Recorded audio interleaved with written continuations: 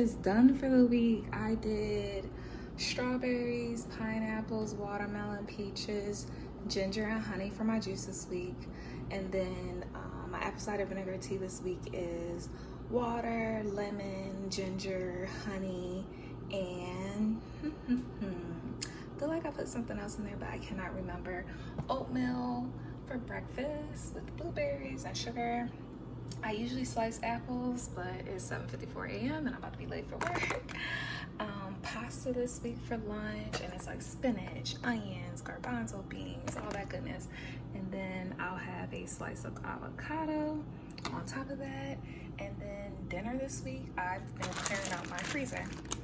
So I have these crab cakes I made, which I will put in the oven and then add a pasta and spinach to it.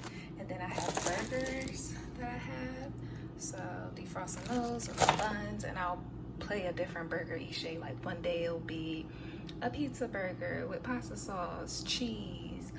Another day it'll be barbecue sauce on a burger. Another day it'll be the standard ketchup mustard burger. But yep, that's what's going on this week.